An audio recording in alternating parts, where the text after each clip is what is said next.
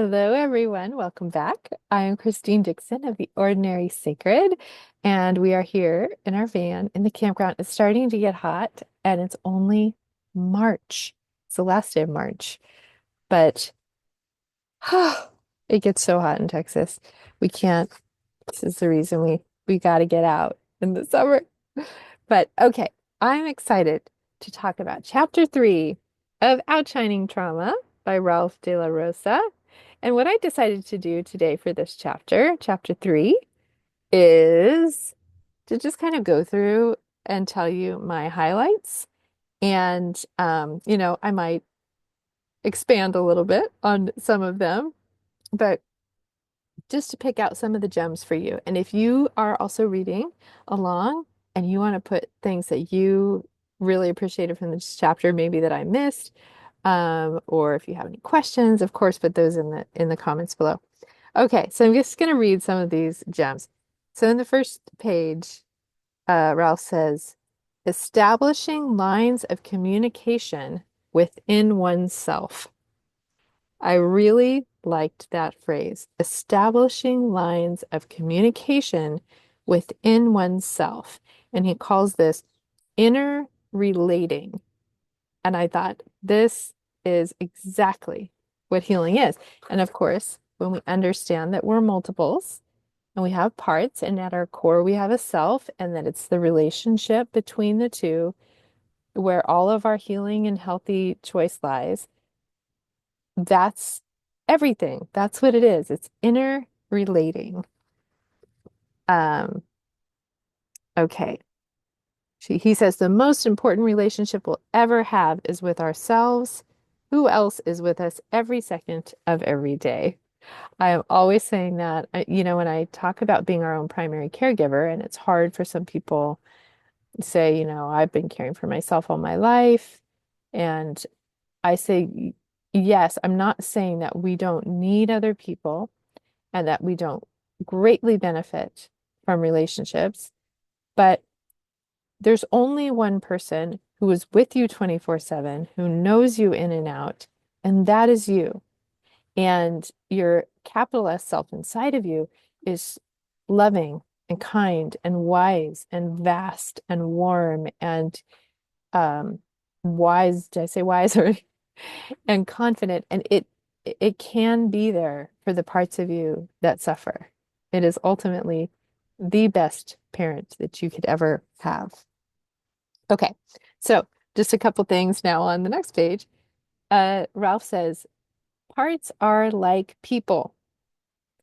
Parts simply want what everyone wants to feel safe, loved, respected, listened to, valued, and supported. No one wants to feel criticized, struggle to be heard, or be misunderstood. So when you think about how you want to be treated by another person, that's exactly how our parts want to be treated by ourselves, right? And when I would lead groups, I had an intention that I would read at the beginning or recite at the beginning of every group session. And it would say, in this space, all parts are welcome.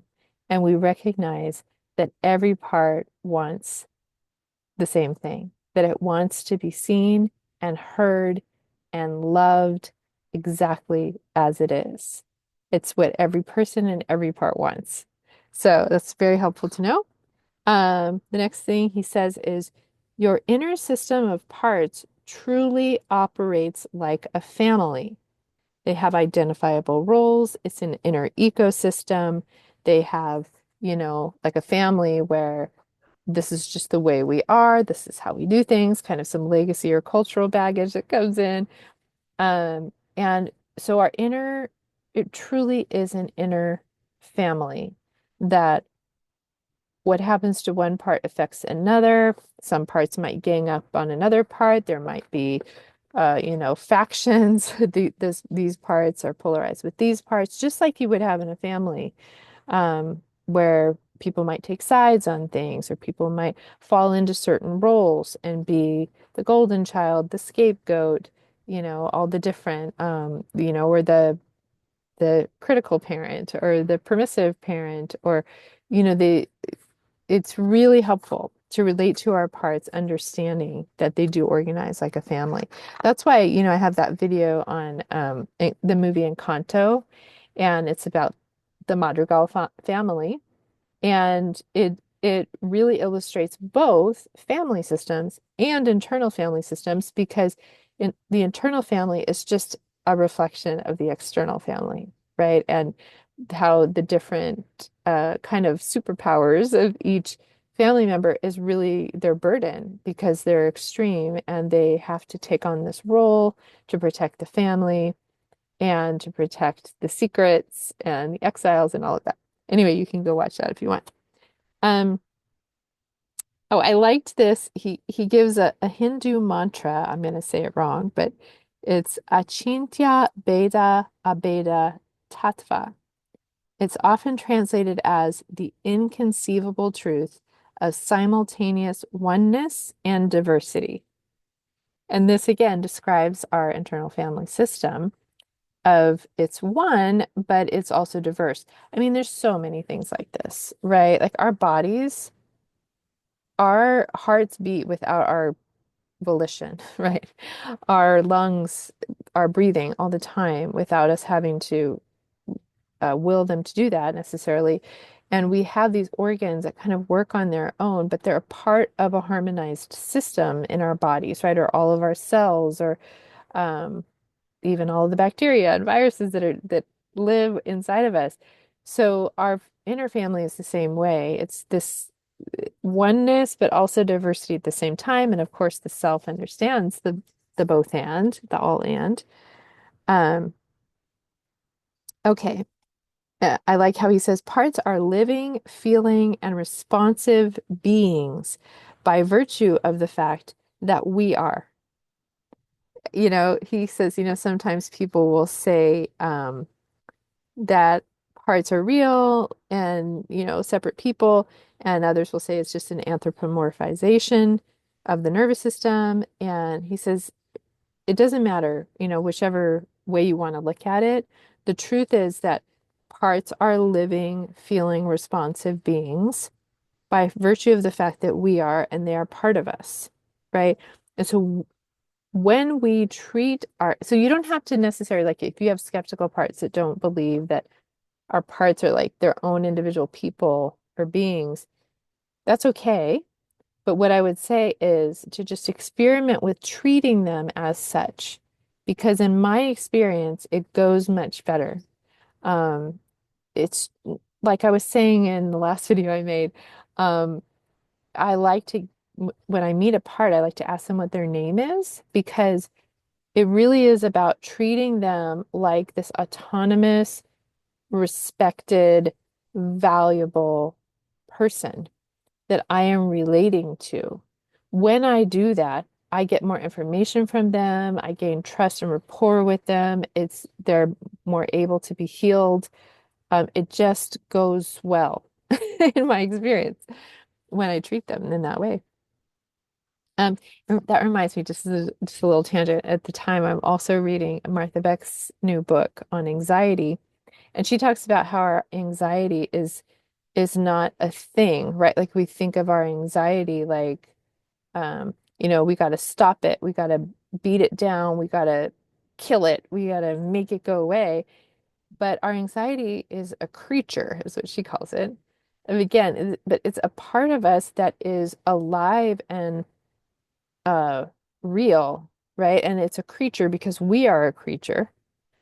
Uh, and if you were to approach a hurting child or a wounded animal and you were going to say, I'm going to get rid of you, I got to make you stop it crying, I got to make you stop, right? That's not going to help. They're just going to feel even less safe and get more afraid and aggressive, right?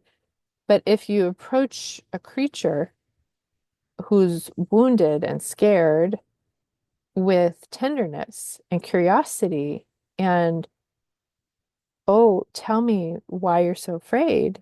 Why do you make sense? Talk to me about it. That's when they respond and they relax, and you begin to understand the roots, underneath it. So when we treat our parts as autonomous creatures deserving of respect, they things go well. Okay. He also says parts are not their burdens. They have a full range of emotions, right? Sometimes we'll say, oh, I have an angry part and an anxious part, but all parts have the capability to be angry, to be anxious, to be happy. Um, they just might have taken on something that they feel more regularly or feel like they have to because it's their burden. So we can get curious about it. Another thing that he says that some people find disconcerting, but I don't at all, is that because it's my experience, is that each of our individual parts also have self energy. It really is like fractals, or like sometimes I liken it to like Russian nesting dolls, where within us we have several parts and our parts have parts. And again, I know that can feel overwhelming to people. It feels overwhelming to like the analytical, intellectual part or the self-help part that's like, oh, wait, I got what? I got to figure out all these, parts within parts. But when you're just dealing with whatever's in front of you in the moment and you just receive it, and a part says, oh, I also have these other parts that maybe I'm familiar with, but they also exist in me, right? Like I had a 27-year-old part who, of course, already had a bunch of my younger parts existing in her, right? And so um, when she's explaining this, it makes sense to me. And I have also witnessed that when parts, like I said, when exiles release their burdens, I think I said this in the last video, when they release their burdens, they often have naturally exhibit self-like qualities of playfulness, creativity, presence, um, perspective, right? And so when our parts get unburdened, they essentially lend more self-energy. The critical mass of self-energy gets bigger and bigger in our system. Okay, let's see. I'll tell you what page I'm on. I am on page 49. Um, so Ralph says, healing then is not about getting rid of or fixing parts of us, but rather helping them resolve their confusion and reclaim their lost goodness. So um, it's kind of like they're confused or they're diverted for a moment, but we're helping bring them back to their original goodness. Let's see. All of our parts are fundamentally interested in our survival and well-being in some way. That is true, even if they legitimately have a negative impact on us or on other people or on our environment. Their intention is always about survival. He says, for example, we commonly hate our panic attacks, but we fail to recognize the conditions that trigger them. So again, we might have anxious parts, panicked parts, and other parts hate them and just want to try to squash them, get rid of them, go away. But if we instead go toward the panic with curiosity and openness, we will learn why they make sense and why they came up in that moment and what unmet need was there or what activated a part that's in a past moment, right? And so they're always giving us really valuable information. Okay. I'm going to read a paragraph on page 50 because it's something that I tell people all the time. It says, our parts truly constitute an ecosystem wherein every aspect is important. Important. We only react when we perceive a threat, and we only hold pain for as long as it is not processed. We only manage and flatly administrate our lives when we sense it has to be this way or else. We must begin to understand that our parts always have rationales for their perspectives and behaviors. They obey a logic that makes complete sense to them. The trick with parts work then is to tap into the logic of our parts and relate in a language that they will be able to hear. Yes. So one of the most common things I say to people is you make sense or your parts make sense. even if you don't see the whole puzzle together yet, or I don't see it yet, I know for a fact that they make sense, that they have their own logic, and that what they're doing, they truly believe that they're saving a part that's stuck when this happened, right? And so if we can understand how they make sense, we're open to hearing from them, then we go, ah, I see why you do that. Right? There's a lot of ahas. Oh, okay. Of course you're doing that. Because maybe you're three and your rationale is that it's because I didn't close the screen door that my cat died, right? Like I was responsible for it. So now I've got to do this ritual to keep everyone safe, right? But because the rationale is from a 3-year-old, you're like, ah, you do make sense, right? Okay. Ralph talks about how parts travel in packs and there's often clusters, right? There can be several protectors, maybe a firefighter, a couple managers or something that are all protecting um, an exile underneath. And so we often get to know clusters at a time. Sometimes I think Dick will call them cloves of garlic that we're getting to know. And I had not an epiphany, but I just started realizing, or not realizing, I've mapped my parts, I've got to know my parts, but that I have a good 4 strong exiled parts. Um, and just most of my protectors are involved with one of, I mean, I have like 30 protectors, that most of them are involved with one of these 4 exiles, right? Um, he says he's talking about how he had a situation where Ralph had a situation where he was afraid to speak up for a simple need that he had. And so he was asking the part, why are you afraid to speak up for a simple need? And it's like, well, I could give you 1,000 examples of times when I, let my needs be known and either they haven't been met, they've been ridiculed, they angered someone, right? So our parts make sense, right? When they are afraid to express a need, you say, what are you afraid would happen if you expressed your need? Well, a lot, right?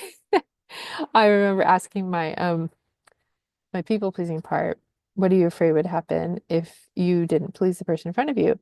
She's like, well, I would be first she said I would die, and she's like, I would definitely be punished and rejected. And I said, well, where did you get that message? And she's like, everywhere. Um, And I said, well, you have a point there. Okay. So let's keep going. I like he says, page 51, self-energy is not a binary or an either or situation, right? It's not like it's a toggle switch. We're in self-energy or we're not. We usually have, sometimes we might not have access to any self-energy, but it's usually an amount of self-energy mixed with parts. It's a both and of self and parts. And that's how we want it. We're not trying to suppress parts. That's other parts that try to suppress parts. The self can allow the parts to be there and have relationship with them. So it's just about parts giving enough space for self to come in so that self can shine their light of love on the parts. Okay. Um, I like how Ralph gives all these examples of you just need like the tiniest amount, 2% of self-energy in your personal Milky Way. One ray of light is enough to sunbathe in. 1 nanosecond of curiosity is a seed planted that can sprout into something great. Yes, yes, yes, yes, yes. One drink of water amidst the flames, a small compassion, um, skillfully expressed. I love that. Dick talks about the critical mass of self-energy. It does not have to be a lot. Tiny seed of self-energy, just a little bit of calm space with which to gain clarity and get curious. And it begins to grow and grow and grow, the virtuous cycle, right? Parts get um, receive that loving attention, they relax, make more room, and then there's more self energy to give to parts that can't relax, and on and on. Okay, now Ralph has a section. I'm not going to go over it. You got to buy the book if you want to read it. But it's really good about the difference in the Buddhist teaching of no self and emptiness, because a lot of times people confuse this when they're learning IFS and they have a big, if you do have a big background in Buddhism and you're confused about that, get the book because he talks a lot about parallels with Buddhism and his take on things. Later, it's interesting. He has a quote from Pete Holmes. I really love Pete Holmes. He's a comedian, but he has done a lot of IFS work with his own therapist, and he talks about it all the time on his podcast and with his wife, who also does IFS therapy. I love the way they talk about their parts, and I can tell that Pete is doing the work or doing really genuine exploration of his parts, and he has that self-relating of self part in his system. So it's interesting that Ralph has a whole quote from Pete. Pete's also very funny and just a really good communicator. But he quotes Ram Dass, who says, is the part of you that's noticing the depression itself depressed, right? So it's again kind of that meditative space of noticing, and then who is the one who's noticing? Um, and he says there is an impartial part of me that is witnessing whatever the feeling is, and I can rest in that, like a candle that's inside that isn't swayed or flickered by the wind outside. And when you're in there, you don't resist the depression, you give it space. Yeah, when you're in self energy, there's a capacity to hold the trouble of parts because the self is untroubled. Um, okay, let's see. Our relationship to an experience determines so much about the quality of that experience and the choices we will feel inclined to make within it. Yeah, he's talking about how we have also relationship to our experiences. And to me, that would be really, are we blended with parts? Which part are we blended with when we're having the experience? Because we're having a relationship between that part and the experience, and that can be very different. Say it's a protected part, than if an exile is having relationship with that same experience, or if the self is having a relationship with that same experience. So that's why many people can have kind of the same circumstance happening, but have a very different experience because the relationship to it is different. They are a different person, if that makes sense. And we as an individual can have different experiences with the same situation, depending on what part or self we are in. Um, okay, and then at the end of the chapter, Ralph does a really great overview of the 6 F's. Um, find, focus, flesh out, feel toward, befriend, and fears. Um, and I'm not going to go over all of that. I've been over that quite a bit in the IFS teaching series. I did want to just do this one box of insight. I'm trying to see if there's anything else that I wanted to do after that. Oh, and then one other section. Okay. So this box of insight, Ralph says, trauma often forces parts of us to go into arrested development. That's another way that psychologists will put it, right? Our exiled parts that are stuck in times in the past, they're kind of arrested in that age. When parts are mistrusting of self, it's almost always because that part is frozen in the past and believes we are younger and less resourced than we actually are. Parts might even believe the trauma is still currently happening. Asking the part, "How old do you think I am?" is an IFS trick for exposing this. When we get an answer from the part that is younger than our physical age, we can begin bringing the traumatized part out of their arrested development and update them. I talked about this more in the last video that I just did on questions that you can ask protectors and exiles. Okay.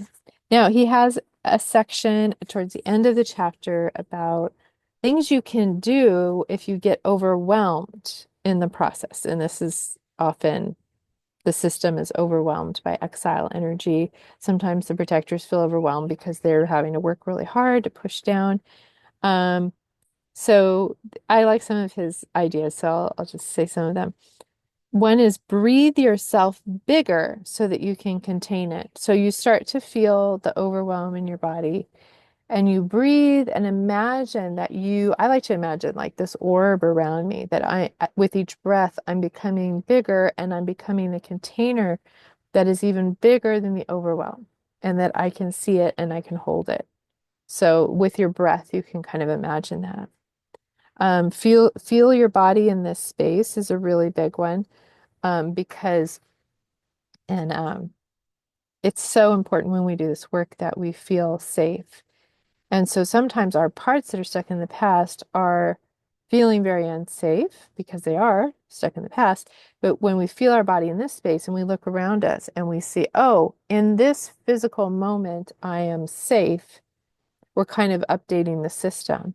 I am okay right now. So that's something we can do. Um, Imagining being in an open field, a whole sky, horizon to horizon, very wide open space feels very safe to us at our nervous systems as animals. So where we can scan and we can see everything, right? Like looking out at the ocean, I can see if there's any ships coming to get me, right? And so um, that's another thing you can do to kind of tell your body you're safe. Oh, I like this one.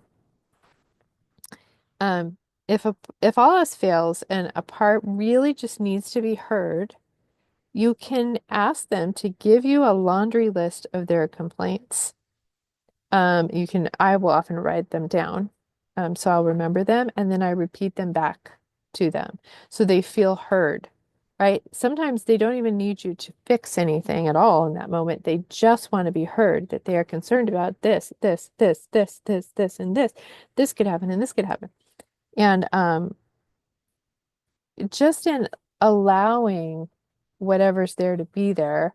And a lot of times you have to really experiment with this at first because parts are so afraid of it that it's going to consume you and take you over. So I will often propose an experiment. I know that it takes an emotion 90 seconds to rise and fall. So I'll tell my parts that are afraid of the overwhelm, can I set my timer for 90 seconds and we'll feel it fully? Um, and my system is always amazed still to this day, like, wow, that really works. Um, because they think that by just letting myself feel it, it's never going to end. It's going to be there forever. It's going to take over and kill us, really. And so they need evidence. No, it's not. It's going to rise. It's going to feel really uncomfortable, and it's going to fall and relax because it was seen. It was allowed to move through my body. So, um, I'll just give an example. My son is on a, a motorcycle trip, and I have parts that are so afraid of it, afraid of something happening to him. And so I have other parts that feel so overwhelmed by that, by the overwhelm of those fearful parts. And so they're like trying to keep him down. Just don't think about it. Just stop, stop, stop. And so finally I said, just let me feel those parts. And I sat there and I felt the terror that like it feels like almost like adrenaline, like rushing through my body. And I was like, ah, right. And I let myself feel it. And I was like, okay, I'm here with you, right? Breathe. I'm bigger than you. I feel you. You can be here. I'm so afraid, right? So afraid, right? And it was kind of coming in waves like this. And in about 90 seconds, it relaxed. And it was like, I felt like a thank you, right? Like, thank you for letting me just express that this is terrifying to me and feel the terror and let it move through my body so that then I could relax and I could go to sleep last night, right? But a lot of times our system needs to get evidence that it is helpful for us to be able to allow the feelings to go through. Okay. Um, Sorry, last thing, very last thing, because this is the very last paragraph in this chapter on page 64. Um, Ralph makes this note, and I haven't always done this, but I do agree with him, and I wanted to make note of it. He says it is important to only, he's talking about tracking your parts, like once you meet the parts and doing the 6 Fs, befriending them, um, to track them and to, start making a map or writing down details about them. He says it's important to only track parts after you have met them in an experience. Um, and actually, he says something about the 6 Fs and like the map, the model of IFS earlier. He says it's an indispensable step-by-step technique. It's essentially a script, but having an instruction manual for excavating the psyche is at least as valuable as having one for your new IKEA futon, right? That when we're in self, we can, follow our intuition and we don't stick to a script, but it is so incredibly helpful to have this kind of like guide, which is what the IFS protocol is. And so he's saying that he's leading you through the 6 Fs. This is the protocol. You're getting to know a part. And then he's talking about tracking them, writing about them in a journal or making a map. And so he's saying it's important to only track parts after you have met them in an experience. Many of us might have manager parts that want to skip ahead and start writing down all kinds of parts we suspect are there. When folks do this, it can get pretty confusing. Again, take your time getting to know uh, one star in your personal cosmos at a time. Keep it simple and only track parts after each of your parts work meditations. And soon you will begin mapping them. Okay. Okay. I just want to say I have not always followed that advice. I did follow that advice in my own system, but with groups, when I lead, and if you followed my IFS teaching videos, you'll see that when I went over managers and firefighters and exiles, I had people brainstorm parts that they thought they might have, right? And I don't think it's a terrible thing to do.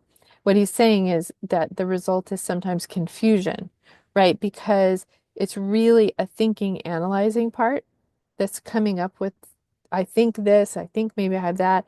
And the beauty of IFS is that we can go in directly and ask and receive, and it's clear, right? Whenever I have a client or someone in a group, I'll say, what are you curious about? What do you want to know more about? They'll be like, well, I do this and this and this, and I don't know why. And I think it's because of this, and maybe it's because of my past, and maybe it's because of this. And I said, okay, I hear you. Let's go in and ask directly. The parts will tell us everything. And we don't have to wonder, right? So when we brainstorm, maybe I have these parts and these parts and these parts, we're stuck in a state of confusion or wondering or haziness for quite a while. And we don't need to be in that. Um, we you don't ever need to work on anything other than what is presenting in this moment for you, right? My biggest advice is to work with whatever parts are becoming active for you. And then, if you have no parts becoming active, I mean, you might have a numbing or dissociating part, and you can try to get that to know that. Whatever is showing up for you regularly or in this moment is where to start. And I promise you that, like he says, getting to know one star in your cosmos at a time, whatever is shining the brightest or showing itself to you, that is where to start. You will eventually be able to map your whole sky. But every single part, every star is worth getting to know. And if it is showing up and presenting itself to you, it wants to be known. So you cannot get it wrong. Okay, if you have watched this far, comment below with a emoji of a star, and I will know that you watched to the end. Okay? And if you have any star, that's fine. But if you have any questions about this, the highlights that I shared in this book, or you have anything else you want to share about it, or um, comments about what I shared, please feel free to put them in the comment section below.